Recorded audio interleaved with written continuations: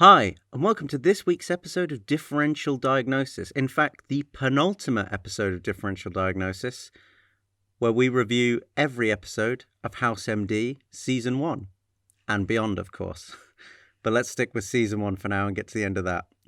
My name's Harvey, hello, and this is your co-host, Gaz. Yep, pleasure to be here. This is the penultimate episode of Season 1. Looking forward to reviewing it. I think it's the best episode in this season and perhaps of all time. Yeah, I think we'll have to probably get that out the way quickly. It won't be like, ooh, will they like it, won't they? I think this is like pretty popularly considered the best episode of Season 1 / the best episode of the entire show as a whole, for the most part.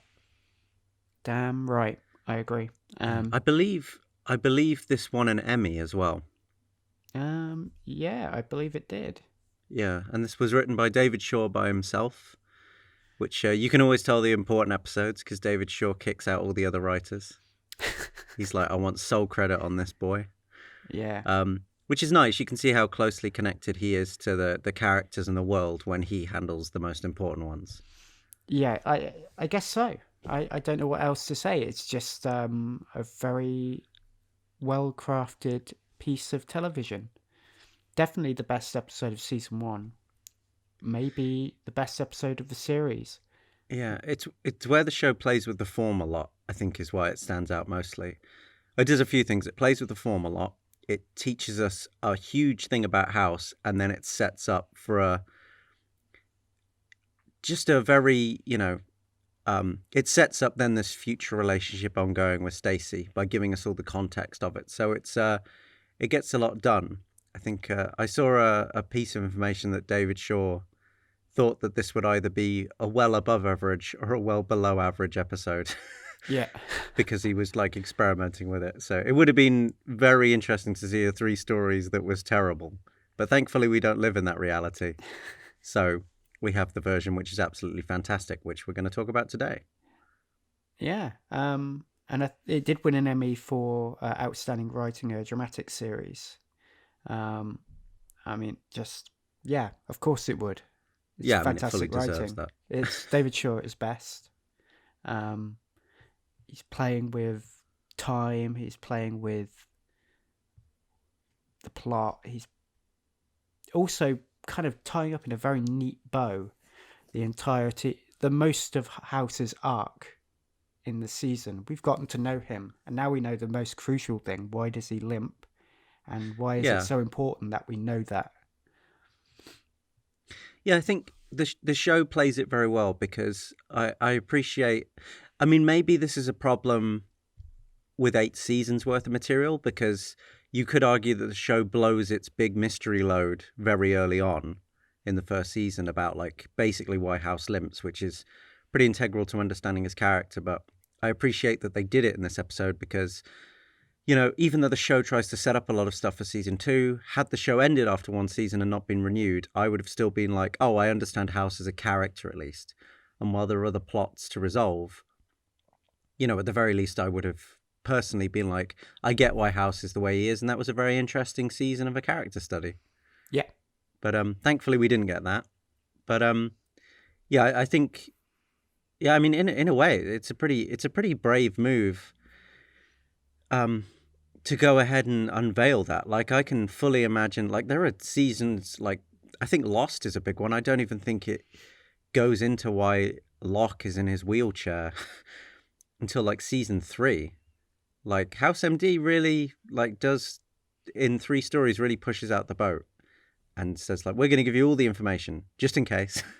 Yeah. But then from that actually continues to make it interesting because the good thing about House as a character, and this could be because of Hugh Laurie's performance, is that it doesn't totally rely on once you know why House is limping that he becomes uninteresting or stops developing.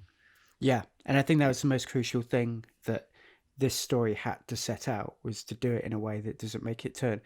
As we discussed in the DD Extra episode that's coming out this week, that it becomes a superhero origin story. This is why House is like he is. It kind of already hints that he's already like that. I mean, from 3 stories, you get this idea that he was like told he was just looking to score drugs at first. Hmm. And then he goes back and they go, oh, it's an infection. And they go back and we've really effed up over 4 days. And now you're in this situation where you might die. Yeah, In yeah. We'll go excruciating into pain. we'll go into the house hasn't changed thing, because I'm not sure I buy that as much. I don't mean he hasn't changed. I mean that there are certain character traits in him that predate the series or the focus of the series. I don't want to go to the whole hog and say, he was always an asshole, because he obviously wasn't. He was in a very good relationship. But that doesn't mean there aren't certain character traits that weren't already under the surface, if you know what I mean. And it gives, like we said with Cameron in the next episode of DD Extra, that gives her depth, and in the same way it gives depth to House. I like it. Yeah, perfect. Well, do you want to give us the synopsis? Oh Kick us man, oh off? man. This is a pleasure. This is an absolute privilege. You have to give us a synopsis of all 3 of the stories. All 3. No, I'm Okay. joking. That might that might take up the entirety of the episode trying to explain that. So as usual, this synopsis is powered by house.fandom.com, who give us excellent sources of information for the episodes and make sure that we don't make so many factual gaffes as we do. So thanks, Fandom, and all the people who write for Fandom. So here's the synopsis. 3 Stories is a first season episode of House, which first aired on May 17th, 2005. Cuddy wants House to deliver a lecture to the medical students on the diagnostics, and House finally agrees when she lets him off clinic duty for a couple hours. On the way to the lecture, he finds his ex-girlfriend coming to see him and ask him to treat her husband. After refusing, he heads to the lecture, where one of the cases he presents starts to look very similar. Fascinating stuff. I know. Well, yeah, without further ado, let's get into this big hog of an episode. Big hog. Let's look at Season 1, Episode 21, the one and only 3 Stories.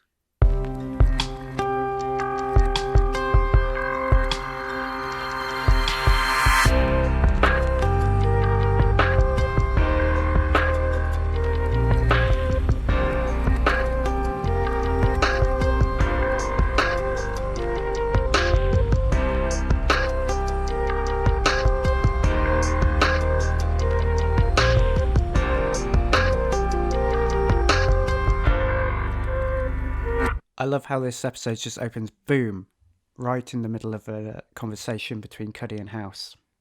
It's just like hard hitting. Yeah, I always like.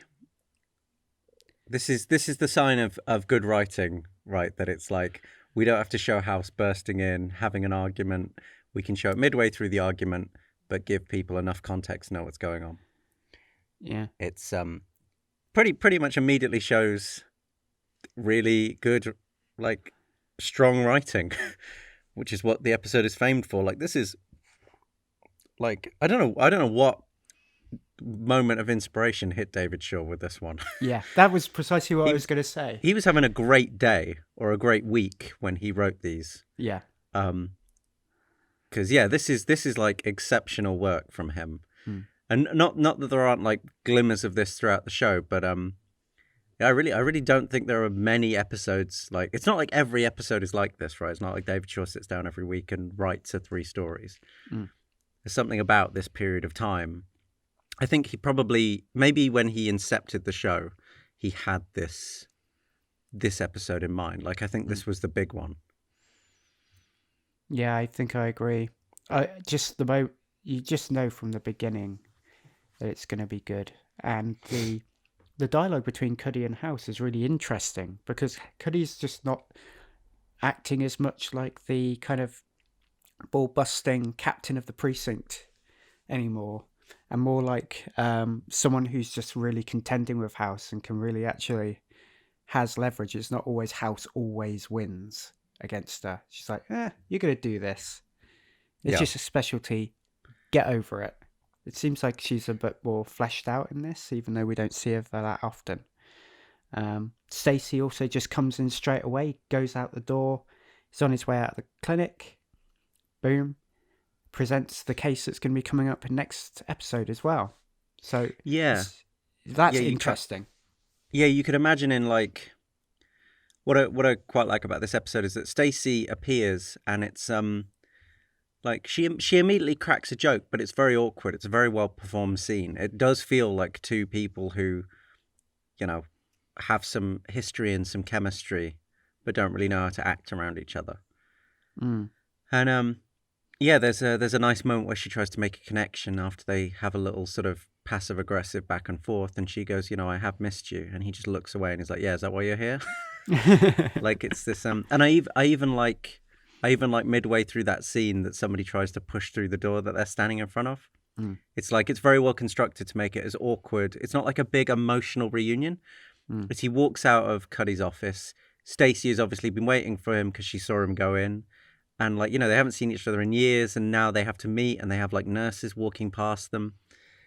And yeah, and then from there she, you know, the problem is that she comes to him for a favor. She's asking him to help him cure her current husband. Mm. And it's just like, you know, House. And this is kind of a sort of subplot of the episode, but this is one of these things where, like, you know, where we say that sometimes entire episodes plots or character growth are just a character thinking. Like they don't do anything necessarily. They just go away and think. Mm. And even though this entire episode is about the backstory between him and Stacy, he never like alludes that his feelings are growing towards Stacy or that he wants to help her. He initially turns it down. The case, he says, you know, I don't want your husband to get better, pretty much saying I hope he dies. And then he goes away, he does this lecture, and he comes back and he agrees to do it. Well, and he it's doesn't. just He doesn't quite say, "I hope your husband dies." He says, "If I was to treat him, I'd be put in a position where I kind of would want him to die. If I treat him, there is that moral complexity." Another thing the most cutting piece of dialogue I think in this is when she says, "Oh, you know, just like you." I think she says something like, "You know, just like you," in a sarcastic tone, just like you enjoy puppy dogs and long walks in the rain. And he says, well, walks are out. And it once you've watched the entire episode, you don't recognise how cutting that remark is to Stacy because, yeah, well, walks are out for a particular reason. He can't walk anymore. Why? yeah. I think up until this point, you kind of my assumption, at least, if I was watching again without knowing that background, I would just think like, oh, House, you know, had a problem with his leg, and then he just like became a moody bastard, and then broke up with Stacy for that reason. But it's as we find out, it's written in a way that Stacy went behind his back and changed how his leg was going to be treated, and is actually at fault for the way he feels now. So it's yeah, as you said, yeah, like in hindsight, that line is extremely cutting. Oh, yeah, definitely. I found that was fun. It means when you watch it again or recall certain parts of it, you're like, wow, okay, that must have hurt. And there's also, so anyone who doesn't remember the episode quite well, so that initial argument with him and Cuddy is literally setting up House doing a lecture. She's just saying, the teacher's ill, you know, you have to go and do this lecture. And then this is what initiates the three stories of the title, is that House is teaching them how to do differential diagnosis procedure, I guess. And he uses the same symptom, which is a pain in the leg, but he tells three different unique cases, and the idea is that the students have to help him diagnose them. Yes. And this is definitely the first time that the show has this format, and it's why the format is so unique, is that it's not it's the stuff on show is like a sort of historical fiction in the mind of House. Like House is telling a story, and then we're watching that story play out. And so there's a lot of interesting quirks to that. He changes details on the fly. The timelines are all screwed up. He flicks back and forth between details. He like there's a pretty well done cameo in this where Carmen Electra turns up, and I think it's I mean, I think it's about as close as the show could go to a celebrity actually turning up, but it's like in House's fantasy, and it's a very nice way of doing it. I think there's like it's as I say, this episode's very unique because it plays with the form a lot, and the show does go on to do this more. It has more kind of people telling stories and narratives and that being shown as the actual visuals, but this is the first time that the show does it, and it's it's considered one of the best episodes. It's probably the best way that it ever does it because there's so much creativity and dramatic undertones to the whole thing. And I'd say also it's not as realistic as the other episodes in the sense that the it's more like the theatre of the mind, but also then you see the students in his mind commenting on these things and as if they're actually observing them as well, which is also really strange. And then it jumps between that and then it shifts over to like if he was conversing with his team. The cinematography changes. So initially with the farmers example, the cinematography is very, very washed out and very luscious and green, and the farmer has a kind of piece of grass sticking out of his mouth, and he's got like traditional farmer's clothes on, as if it becomes really cartoonish. The person who plays the farmer also then plays the volleyball coach, who is actually revealed to be a volleyball player.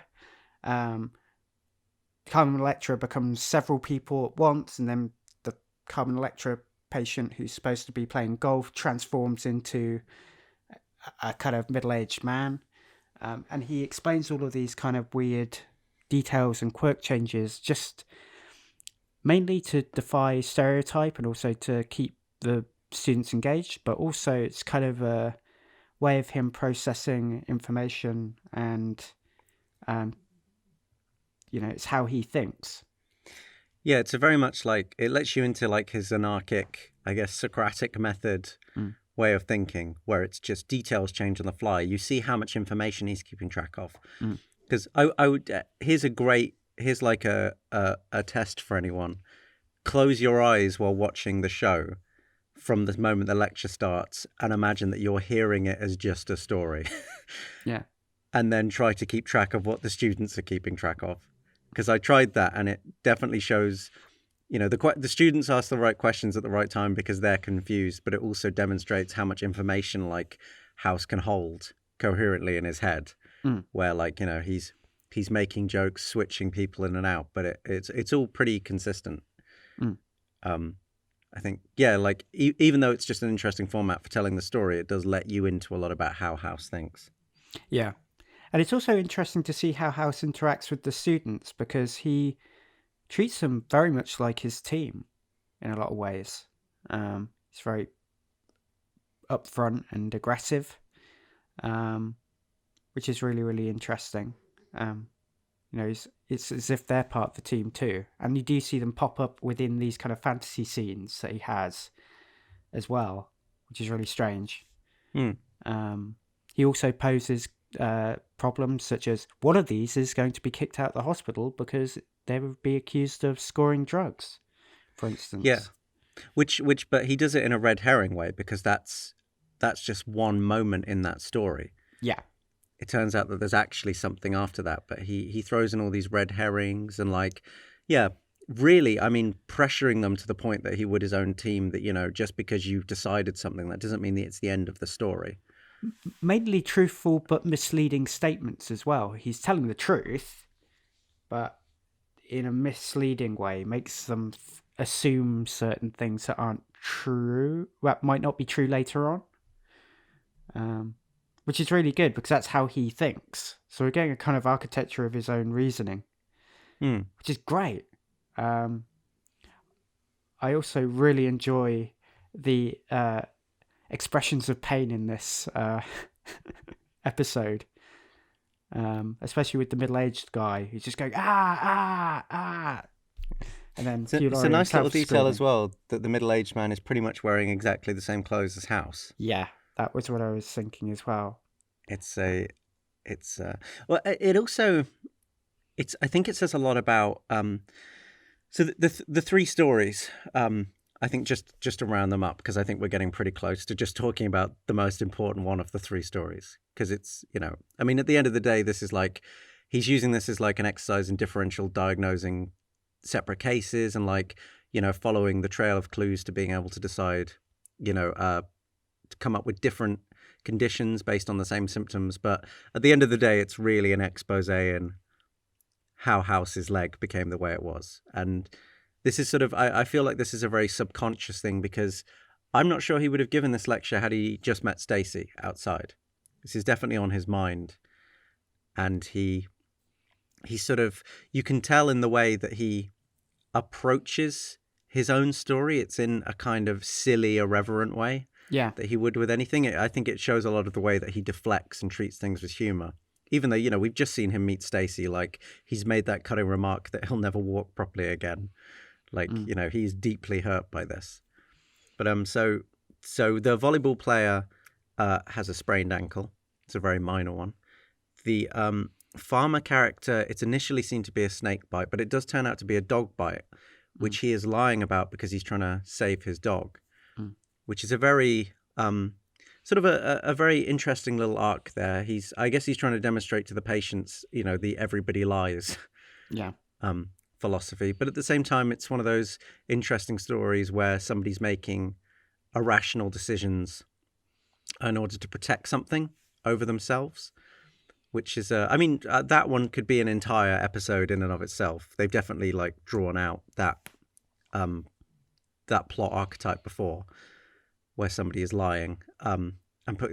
Sports medicine is a perfect example, right? Yeah. It's pretty much sports medicine, but with animals instead of a fetus. And then there's the third one, which starts off as Carmen Electra playing golf, because we know that House is infarction in his leg, which caused his leg, to experience so much pain and have to have his thigh muscle removed, happened when he was playing golf. And then, it turns into this like silly, like him on the table screaming. And he's like, oh, isn't the patient being ridiculous? He's probably seeking drugs.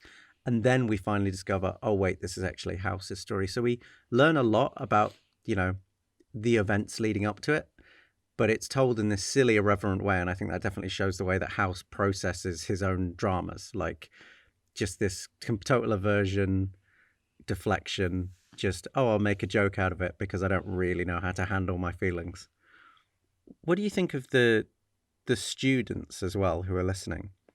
I think they definitely have their own like unique personalities, and I think at the end they're definitely the only students in the class who talk, and it feels like there's like, oh, House is inspiring the next generation of diagnosers.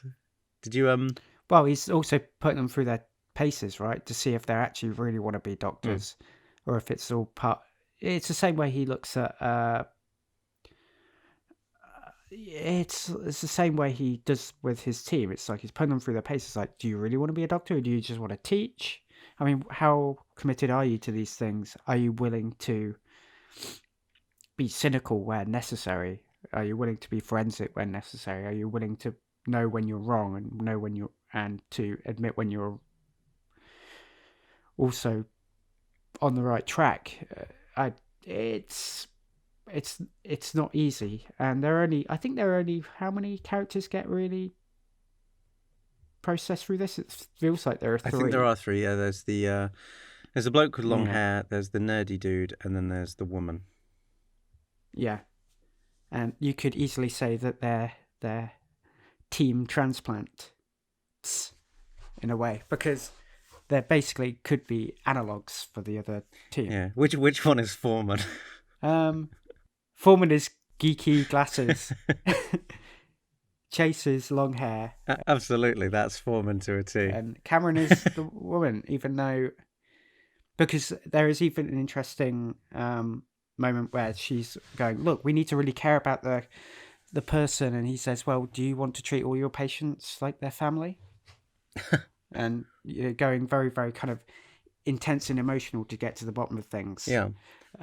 Or being very ethical. Well, there's nice little twists. It's really strange. Well, yeah, as you say, with the one who's really caring and wants to, do loads of tests on even the simple case of the woman having a sprained ankle. That actually happens within the story. And it's funny that, like, even the stories are complicated. Like, it's not like she comes and they find out she has a sprained ankle. There's, as I say, it alludes that Cameron did all of these extreme tests, put her through a lot, expecting it was cancer or something. And then it turns out it's just a sprained ankle. So even within that, like, I mean, you could have a whole episode on Cameron over-treating a patient. And, over-treating a patient and, putting them through extreme tests just to find out it's something simple. But it really does feel like these are just actual House MD plot lines, which have just been crammed into like 4 minutes. It shows how much control David Shaw has over the format. Yeah. I also like that there's quite a, like there's a bit of a, what's it called, lamp shading, where you, I don't know if nobody's heard of lamp shading. It's where in a plot, in a story, if there's a ridiculous detail, the characters within the story draw attention to it in order to kind of explain it away as a plot hole. I think a good example is like Austin Powers, The Spy Who Shagged Me, where they're about to go back in time. And Austin Powers goes, he tries to explain the time travel and it's really complicated. And his boss just goes, oh, yeah, it is complicated. Don't think about it, though. You'll be all right. And in this, it's like House knows something about snake venom, like a really like niche thing that he would never know. But I like that one of the students says, sorry, are we supposed to know these things? And House is like, well, yeah, because I do. It's sort of, it's nice that the show's like pointing out that House is so knowledgeable, but then House is like, yeah, I am knowledgeable. And that's just like totally left left unexplained. Also, it's really interesting that the House story, he's willing to have horrible tubes shoved up his penis in order to, because he really is concerned about whether he's really sick or not. But he's kind of framing it as if the doctor's doing it just to see if he's really a drug addict or not. Yeah. Well, this is the interesting thing about the House story, right? So he's accused of being a drug addict, but at this point in his career, he's like, this is 5 years ago. He's one of the most like, we get the sense that House is extremely well respected. I mean, that's why Cuddy keeps him around. He's like, a renowned doctor. It's very interesting that a renowned doctor would go to a hospital and be accused of drug-seeking behavior. And not have his license taken away. Yeah, it's very strange. I mean, yeah, it's almost like, I don't know. I don't think it's a plot hole. It's just a really weird detail. And as you said before, like, I don't know, was House known for doing drugs even before this? Like, to what degree has House changed then if he was known for that and untrusted by people to that degree? Yeah. Also, an interesting thing to take into account is that there's a clinic patient hidden within the episode, and it's the professor who's taking some time off. It's 4 stories. So maybe even 5 if you count the Wilson. Well, that's a plot part. It's more like a bridge. So 4 stories. Wow. We're getting to some... This is why you listen to this podcast, for such forensic analysis. Yeah, it's like... So Dr. Riley is off and that's why he's doing the lecture. And House figures out that the reason why he's so sick all the time is he keeps drinking out of a mug that's been painted by his children with lead paints. So it's making him sick all the time. So he diagnoses it. So you see him with the mug and he kind of fills some water, drinks and goes, ugh. And there you go. There's nice little details like that. One out. It's not like he just walks out and says to Cuddy, there's lead in this mug. Like, you see him spit out the water and be a bit disgusted by it, and it's resolved later. There's a lot of setup in here. It's crazy how much is going on. Nice payoffs that you don't realise are payoffs. Yeah.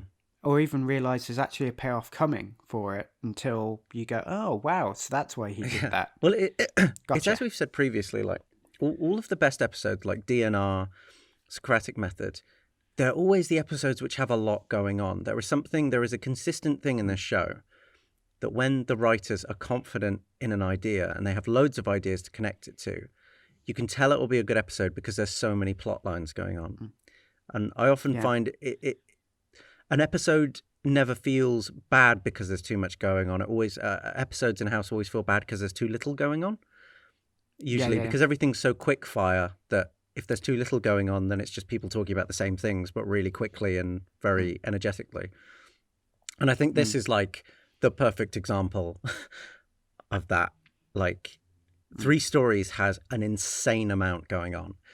It's, 3 stories, 4 stories even, going on at the same time with details thrown in, like entire diagnosis is taking place. He's also like not just differentially diagnosing with the team, he's differentially diagnosing with the students in the room. He's then got other characters reading into the stories he's telling, like, oh, is he talking about himself? We then even see the scenes between him and Stacy, which I'm guessing House isn't actually telling. They seem to be actually flashbacks. So it goes from a narrative, like fictional history, to the actual history flashback. Well, and then no, from they there, actually they.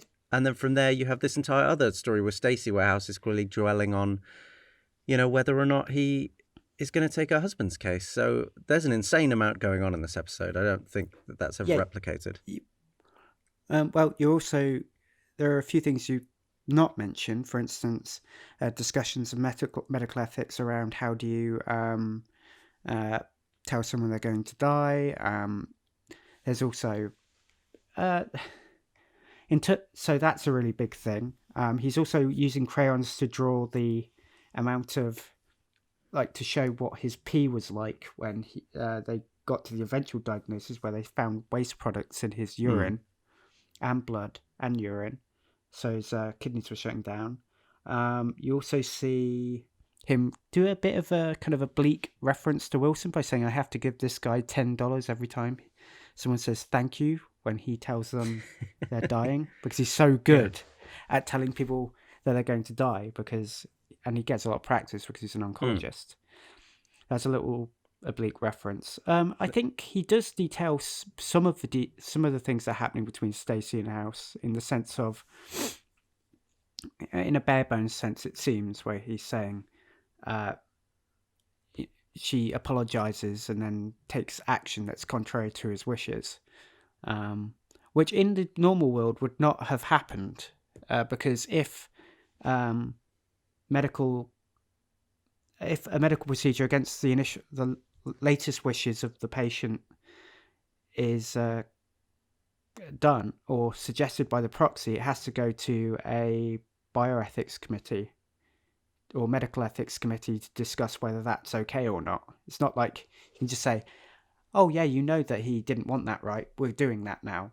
I think that's a goof Oh, in is the it? story, but it would be very, very laborious if they made it out like you must go to a medical ethics committee. There wouldn't really be that tinge of betrayal, would there?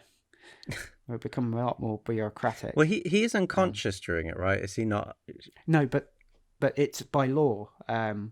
If he says, I want this procedure, and then the proxy says he's going to have that procedure, because there's a contradiction between the wishes that the doctor had heard before and what the proxy is saying, has to go to a medical ethics committee.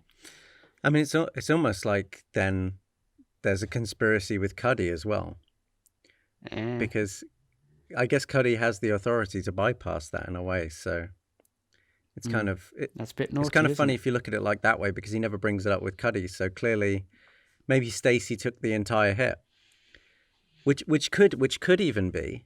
That's why I say like that scene is a flashback and not House telling the story, because if House is out cold and doesn't know that information and thinks that Stacy just did it all on her own, like back, and didn't conspire with anyone, that House is never fully aware of the involvement Cuddy had in that. Well, no, she has the involvement, because remember, she becomes the lead on the case. She says, I'm taking over now. So she would have to have scheduled everything for that operational procedure to go take place. So she was complicit. Fair enough. So House would know. So I'm guessing House is a bit. I guess that's one of the reasons. Either he knew that, and it's kind of a thing that he probably knows kind of keeps him employed, or Cuddy feels, and Cuddy also feels guilty, or Cuddy just feels guilty for what she's done, even though it was in his best interests, allegedly. It's an interesting backstory for why she might have hired him. It's very, and it's also very vague. We don't know that, but it definitely creates some sort of tension or, some sort of friction between the two of them that we don't really understand. Absolutely. There's also an interesting moment where House gets angry. We love these moments where House gets angry because they're always very important. The only time he gets angry is when somebody misses a detail of the house patient's leg, and he's like, "Yeah, no one guessed it. No one guessed it. Only the patient had to get it." And he starts yelling. He's extremely angry that no one caught that leg issue. Even at the students who aren't, this happened 5 years ago. The students are differentially diagnosing it hypothetically, and he's getting angry at them that they're not coming up with it. It's it really slowly, this episode really starts to slowly let you in more and more about how angry he is about that event. And little things we know about him is that in Paternity, the second episode, when we went to go and watch that lacrosse game, and then we see him playing golf.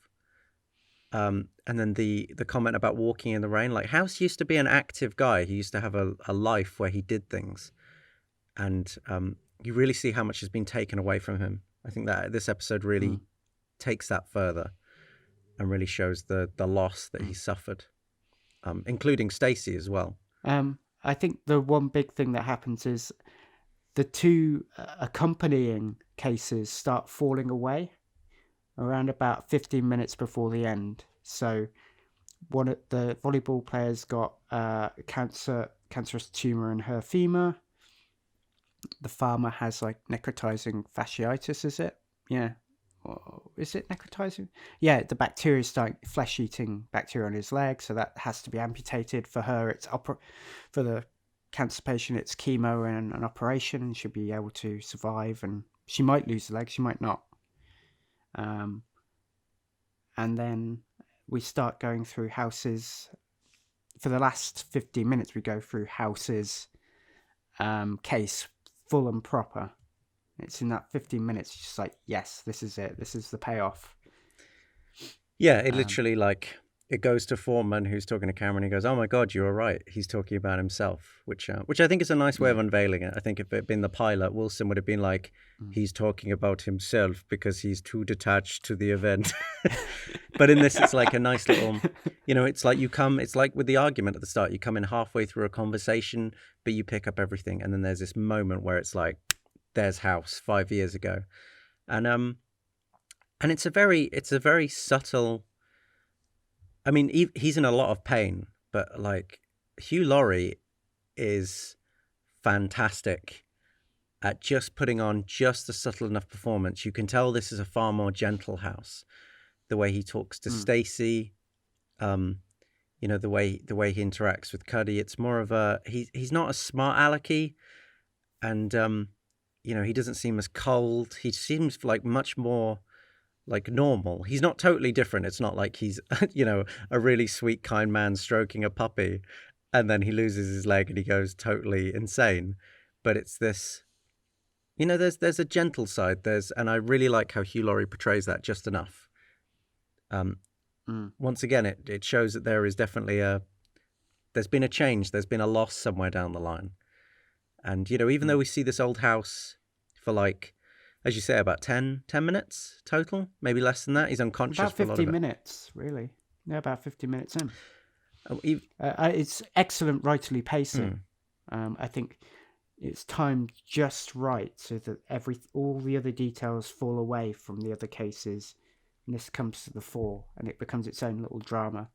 And like you say, the best thing about it is that it doesn't stretch that for a full episode. It would become a bit too simplistic. It does it in just the right amount of time. Going into the actual then how House deals with that, we start to the show does a good job of making House seem quite irrational. I think it doesn't paint, even though Stacy, let's say that what she does is totally legal, but by being his proxy and changing his treatment after he gets put into a chemical coma to deal with the pain, I think the show does a nice job of not just making Stacy seem really evil. It really it really gives a side to her argument. I think there's a great little moment where House is basically told that the method he wants to take, where I think it's just he wants to flush out all of the dead muscle out of his system, which might kill him or put him into cardiac arrest, which he actually does go into cardiac arrest, which is really dangerous, but it's to save the leg. And then Stacy wants to do a bypass procedure, which basically removes his thigh muscle. He gets to keep the leg, but he'll be in a lot of pain. And it doesn't make Stacy seem out to be a monster, because there's a conversation they have where there's the idea of House just removing the leg entirely. And she says, would you, he doesn't want to do that. And she says, would you cut off your leg to save me? And House is like, of course I would. And she's like, well, why is your life worth less than mine? And it's just this, like, you start to see how, like, House's only argument to that is, it's my leg. No one's taking my leg. To the degree where he's even writing on his leg in surgery, like, do not remove this leg or this leg on both of his legs. Like, he's just, like, so stubborn still. It's definitely the same House. That's what I mean, where it's like a very subtle performance. But it's just, so when Stacy, eventually asks for this bypass surgery, I think the show does a good enough job of, she kind of highlights how irrational House is being. Even though he's being a very, all or nothing, I'm going to live free or die, style. It's, I don't think that Cuddy, I don't think that Stacy's made out to be the villain, which I really like, because it could have definitely been like Stacy's just being selfish. I mean, if Stacy had been like, I won't date a legless man or something insane, but she like genuinely has care for House. That decision comes from a place of care and for his safety, because she doesn't want him to die. And that's very important, and it's very well done. And that's true. I agree with all of that. I think also the interesting thing is he's also still monitoring his own vitals. Yeah. He's definitely, beforehand, he's like, yeah, I can handle the pain. I can handle the pain.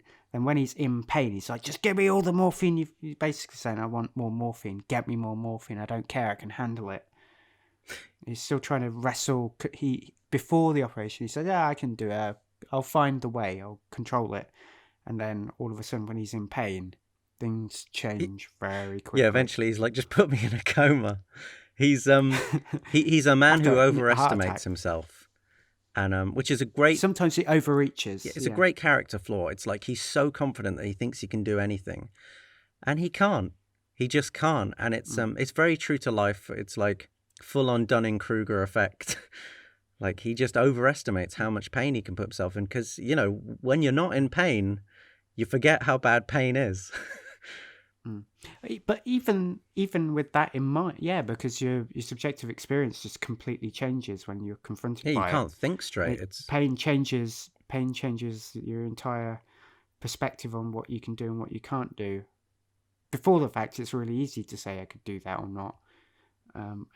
During the fact, very different. There's also a thing which I liked, a really nice part of the scene where he's saying, yeah, you better get me this potassium quickly, otherwise I'm going to go into cardiac arrest in about 20 seconds. And his last words could have been, I was wrong, if he didn't survive the heart attack. Because he overestimated how much time that he had before he went into cardiac arrest. Are those his last words? I've never been able to pick them out quite well. Before he goes into the cardiac arrest, he just goes, I've got about 20 seconds before I go into a wide-ranging tachycardia. And then the nurse is like, oh, okay, I'll get the thingy. And then as he's going into cardiac arrest, he says, I was wrong. There's another great moment of that in the next season finale, which we won't go into. But it's the moments where House almost dies, he has some extremely funny last words. It's a recurring thing. I think when in that episode, it's after he's been shot, and Cameron says, "Everything will be all right," and he says, "You don't know that." Mm. Which, yeah, he's got hilarious last words. It seems to keep coming up. But there's, speaking of last words, House, once again, even with all the stuff going on in this, even with all of this, House dies.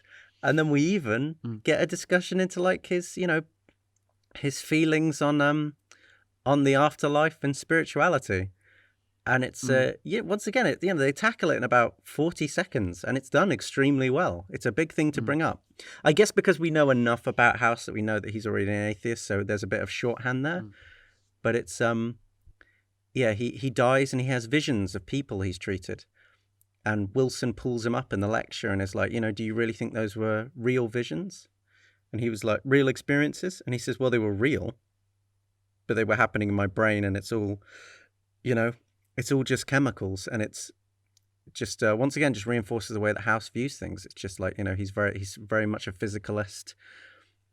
He's very much an atheist in that way. And he even gives a, like, you know, quite a funny reason for why he, you know, doesn't believe in an afterlife, is that, you know, he doesn't want this life to be a test, which I think, Well, once again, kind of, you know, I mean, it's a kind of a throwaway. He's, you know, it's kind of just a way for him to dismiss the whole thing, but at the same time, it lets you into a lot about, you know, how House feels about his life. Like, his life is so hard that if it's a test and it's all for nothing, you know, that would be crushing to him. Like, he's been through so much. Like, this can't be all for just a test, just to prove if he's a good person. Because if it is, he's certainly not doing very well at it. He doesn't say he doesn't want it. He wants it to be a test, or doesn't want it to be a test. He believes that it isn't simply a test. I think saying the line verbatim might be a better way of doing it. So House says, personally, I choose to believe that the white light people sometimes see visions this patient saw. They're all just chemical reactions that take place when the brain shuts down. Foreman says, you choose to believe that? House says, there's no conclusive science. My choice has no practical relevance to my life. I choose the outcome I find more comforting. Cameron says, you find it more comforting to believe that this is it? And House says, and I love this line, I find it more comforting to believe that all this isn't simply a test. I think that's an amazing piece of dialogue. Great interaction. For only 40 seconds. Chase says nothing in this episode, really, apart from in the flashbacks.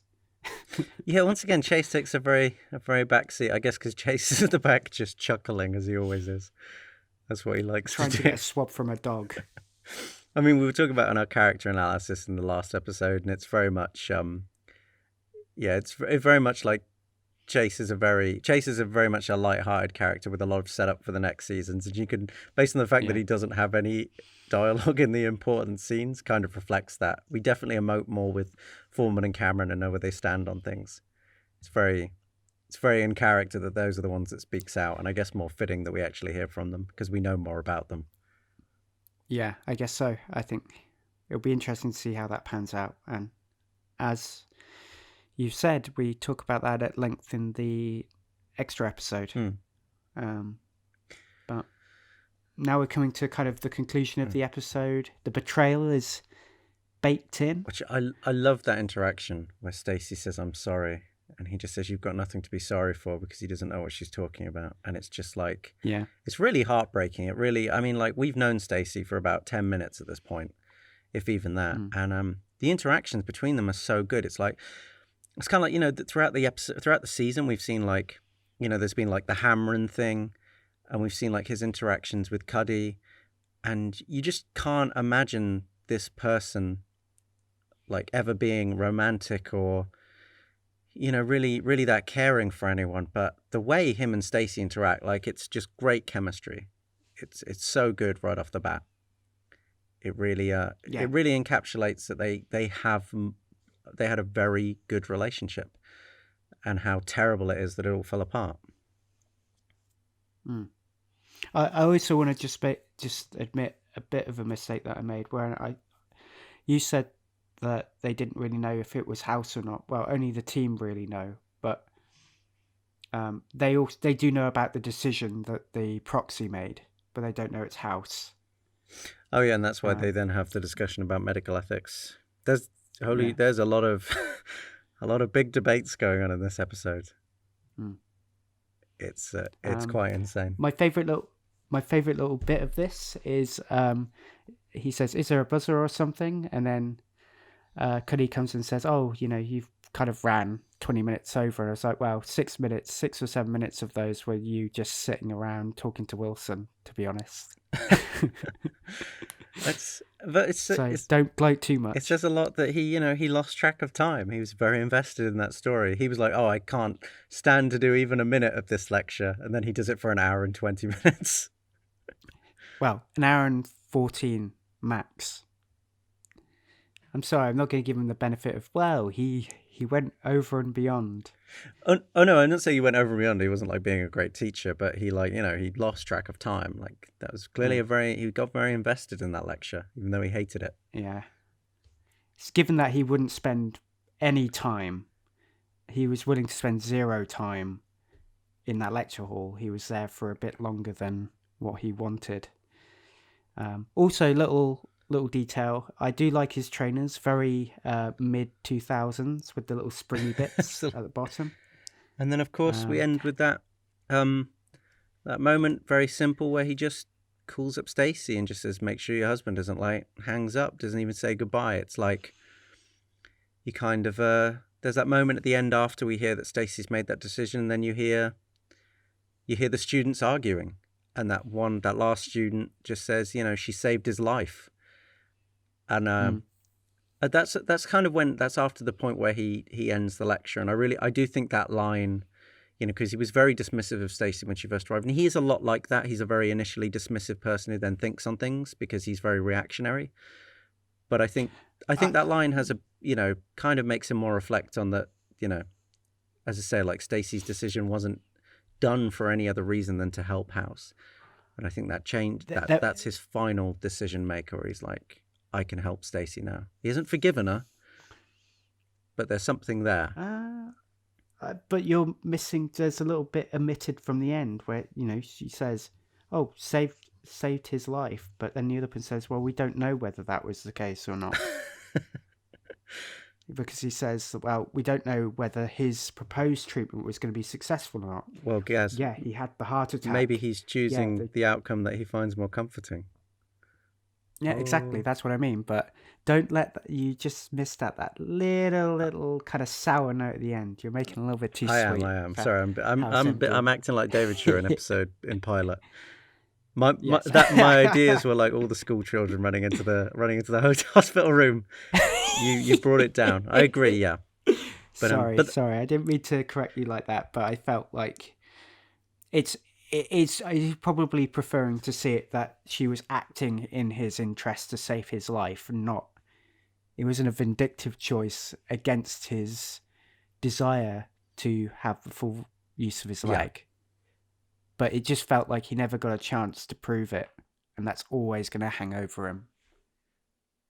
It's like it's the insurmountable case. He can never know whether he was right or wrong about what he was proposing. Completely. Because people took a different turn, but now he sees it in a different light, perhaps. Yeah. But he's still kind of like the analytical brain would go, "I could have been with a better leg. I could have solved the case if they'd just taken a more risk-taking approach." Well, the nice thing is, and I think this is what makes the show feel very, even in the last season, it makes the show feel very complete.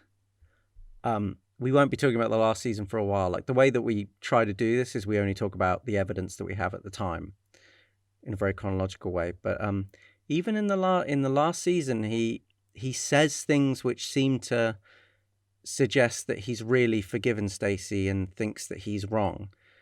And it's amazing that the show keeps that up. It makes the show feel very complete, like it's the same characters, and it's not just, oh, what should we do this season? It's the fact that, you like, if you watched the last season, you wouldn't know what he was talking about. You really have to watch the whole show to get all of the small pointers. So like this forgiving Stacy and, thinking on his leg arc continues for the entire show.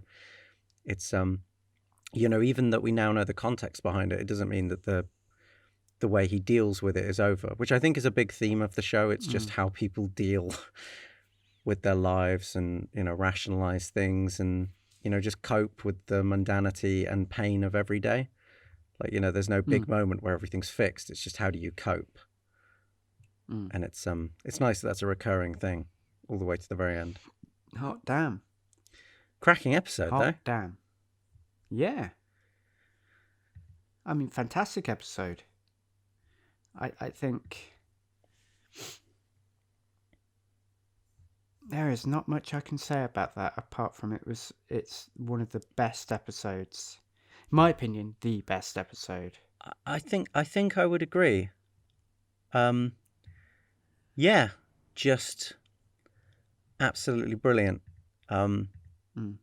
We were actually going to do an extra episode on what our favourite episodes were of the season, but I think it's pretty much 3 stories, which we've already discussed. So I don't think we can do that anymore. We'll have to think of something else if we both agree on that. So, hey, there's an episode gone, but we'll think of something else. But I think it's an episode which is so well written that it deserves all the credit it gets, and it really speaks for itself. There's not really much to summarize other than the 45 odd minutes of summary we've just given. So well, I guess one thing I would like to say, this episode, the kind of big picture part of this is that this is all about time and change, and it messes with time as a way to obviously make it, because it's anachronic, it doesn't work back to front or front to back in terms of like a novel or something like that. It's bits and pieces all over the place. Yeah. We see where House has changed and where House has not changed. And that's kind of the whole arc of this season, is about what made House change, what made House who he is today. Why do people think of House as not just this person who's always been like that there's something to save in him. Yeah, very true. Something to cherish about him. Still. It's very hopeful in a way. Yeah. But yeah. Well, thank you very much for listening to this episode of Differential Diagnosis, where we've been differentially diagnosing 3 stories. Fantastic episode. Join us this Thursday for another DD Extra, the subject of which we'll think of later, because our idea is being crushed now by this episode. So you'll see when we get there. But until then, join us Monday, where we discuss the finale of House MD Season 1, called Honeymoon. And we're looking forward to it. It's nice to have almost come to the end of Season 1. And then we'll take a little break and we'll see what Season 2 holds for us. So from me, thank you very much for joining us. And remember to, give us a review where you can, or get in touch with us at HouseMDcast on Twitter, or find us on Facebook. But until then, as I say, thank you very much from me. And goodbye from me also. See you next time. See you later.